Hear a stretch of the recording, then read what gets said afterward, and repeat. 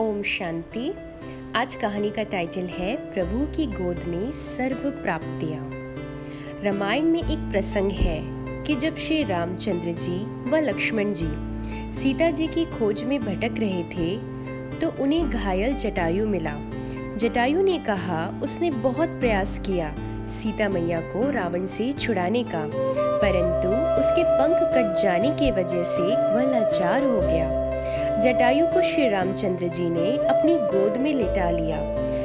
श्री राम जी को जटायु के ऊपर बड़ा प्यार आया। फिर कहा कि जटायु मुझसे कुछ मांगो। जटायु ने कहा कि प्रभु आपके पास मुझे देने को कुछ है ही नहीं। श्री राम जी ने कहा जटायु आज यदि तुम जीवन दान भी मांगोगे मैं वो भी तुम्हें दे दूंगा।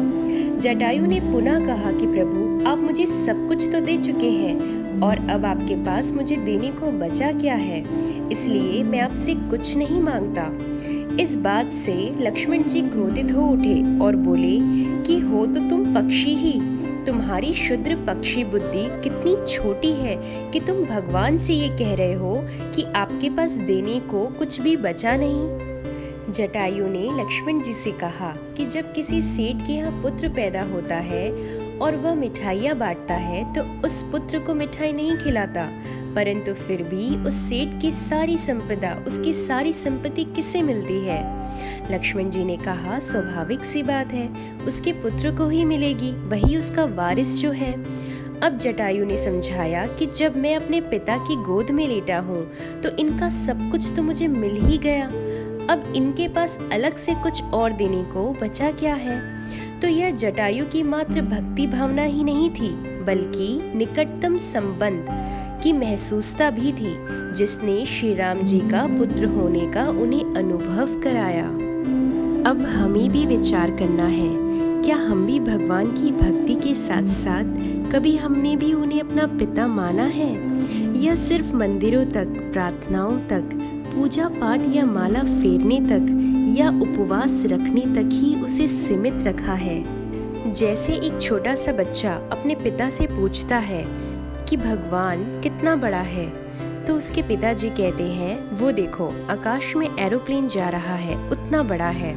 तो बच्चा कहता है पर ये एरोप्लेन तो बहुत ही छोटा है, ठीक से दिखाई भी नहीं दे रहा। तो उसके पिताजी उसको एयरपोर्ट हैंगर में ले जाते हैं। एयरपोर्ट हैंगर अर्थात जो प्लेन उड़ते नहीं हैं वो वहाँ खड़े रहते हैं। तो उसके पिताजी उससे कहते हैं देखो ये है एरोप्लेन। वो बच्चा कहता है इतना बड़ा? तो पिताजी कहते हैं हाँ, भगवान भी ऐसा ही है, यदि हम उसके जितने समीप, जितना करीब होंगे उतना ही वो हमारे लिए बड़ा होगा, वही हमारे लिए सब कुछ होगा।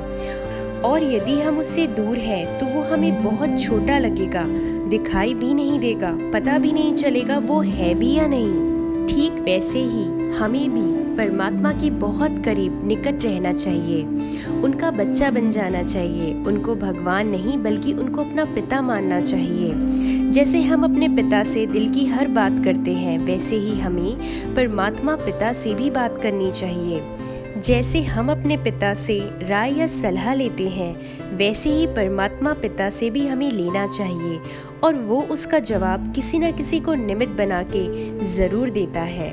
अगर हम उसके बच्चे हैं और वो हमारे पिता हैं तो उनकी हर चीज़ के हकदार हम हैं, अधिकारी हैं, फिर उनसे मांगने की आवश्यकता नहीं, क्योंकि जो उनका है वह सब हमारा है। ओम शांति।